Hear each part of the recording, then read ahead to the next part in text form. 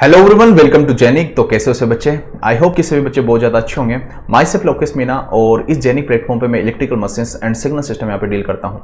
आप सभी बच्चों को पता है कि एनएचपीसी का एग्जाम्स आ चुका है और इलेक्ट्रिकल मशीन्स के जो इंपॉर्टेंट टॉपिक्स है जहाँ से मैक्सिमम क्वेश्चंस पूछे हैं एनएचपीसी ने, उसका ऑलरेडी मैं डिस्कशन कर चुका हूँ। कल मैंने एक वीडियो अपलोड किया है, जिन्होंने नहीं देखा है तो एक बार जरूर देख लेना है। आपको 70 to 80% क्वेश्चंस आपको इलेक्ट्रिकल मशीन्स में वहीं से आपको देखने को मिलेंगे।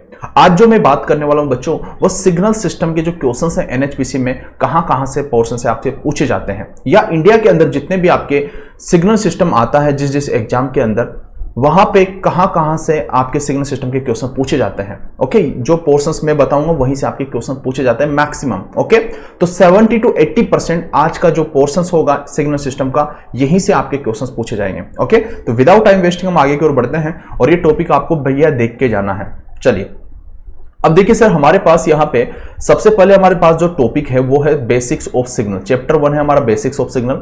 अब बेसिक्स ऑफ सिग्नल्स के अंदर हमारे को क्या करना है सर? सबसे पहले तो बेटा जितने भी आपके पास सिग्नल्स है, जैसे कि यूनिट स्टेप हो गया, रैंप हो गया, ओके, पैराबोला हो गया। ओके, अब इनका यार एक तो ग्राफ आपको पता होना चाहिए। ये ग्राफ है यूनिट स्टेप का, ये रैंप का है, ये पैराबोला का है, तो ये ग्राफ आपको पता होना चाहिए और इनकी डेफिनेशंस आपको याद रखना है कि भैया ये कहाँ पे डिफाइन होता है। आपको पता है कि t<0 पे यूनिट स्टेप आपका डिफाइन नहीं होता है, तो ये डेफिनेशंस आपको पता होना चाहिए और ये ग्राफ आपको पता होना चाहिए। टोटल मतलब 10 से 12 आपके पास रिजल्ट है, ये याद हो जाएंगे आपको ऑटोमेटिकली, आप पढ़ोगे तो। ओके, तो ये हो गया आपके पास, एक तो आपके पास डेफिनेशंस ऑफ सिग्नल, ये आपको करना है।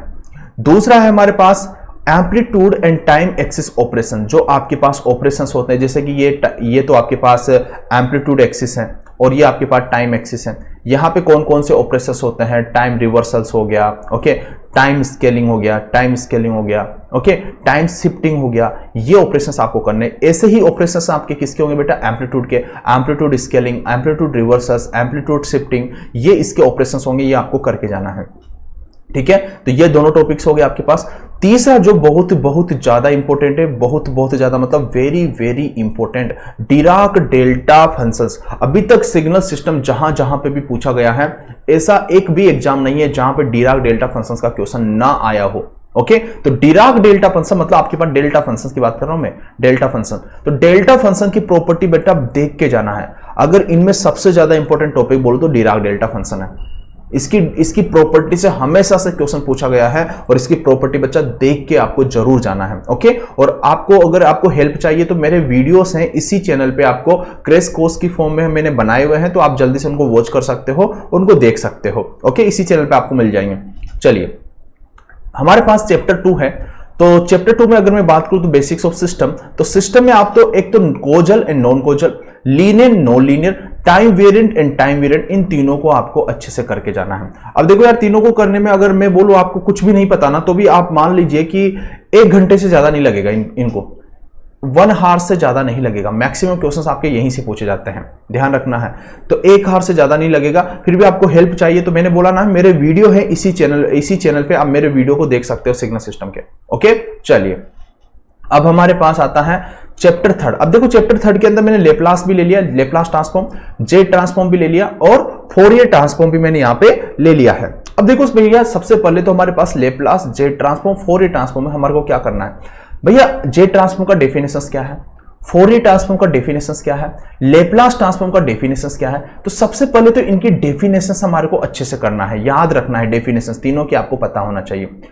अगर दूसरी बात मैं करूं कि आपके पास जो लेप्लास है, जे ट्रांसफॉर्म है, फोरियर ट्रांसफॉर्म है, उसके स्टैंडर्ड रिजल्ट कौन कौन से हैं? स्टैंडर्ड रिजल्ट, तो सेकंड में हमारे को स्टैंडर्ड रिजल्ट पे फोकस करना बहुत ज्यादा। अब उसके बाद अगर आपको टाइम मिल जाता है तो आप जरूर प्रॉपर्टी को करिए, अगर नहीं मिलता तो कोई दिक्कत नहीं, आप छोड़ के भी जा सकते हो, लेकिन ये दो तो आपको छोड़ के नहीं जाना। डेफिनेशंस और स्टैंडर्ड रिजल्ट आपको क्वेश्चंस यहीं से देखने को मिलेगा। डायरेक्टली स्टैंडर्ड रिजल्ट से बहुत सारे क्वेश्चंस आपको देखने को मिलेंगे, लेप्लास के अंदर भी, जेड के अंदर भी और आपके पास फोरियर ट्रांसफॉर्म के अंदर भी। ठीक है, तो इसी के साथ आपका जो मतलब जो मैंने बताया है बेटा, ये जो टॉपिक मैंने बताया है, आप समझ लीजिए कि आप 70 to 80% मार्क्स आप यहां से ला सकते हो। सिग्नल सिस्टम में अगर आपको कुछ भी नहीं आता ना, अगर ये टॉपिक भी आपने कर लिया ना, तो 70 to 80% सिग्नल सिस्टम के में आप यहां से ला सकते हो। ओके, बाकी आपकी मर्जी, आपको कितना क्या करना है, लेकिन मेरा काम था एक इंपॉर्टेंट टॉपिक्स आपको बताना, आपको गाइड करना कि बच्चों आपको ये तो करना ही है। जिन्होंने नहीं किया है तो बेटा इसको तो जरूर कर लीजिए, अभी थोड़ा सा टाइम है, उसमें कर सकते हो। एक दिन लगेगा आपको, एक दिन में प्रॉपर्ली इनको कर लोगे। मेरे वीडियो इसी चैनल पे अवेलेबल है। फिर भी आपको कोई प्रॉब्लम है तो आप कमेंट कर सकते हो, ओके, या आप टेलीग्राम पे मेरे को डायरेक्टली मैसेज ड्रॉप कर सकते हो। Okay, thank you.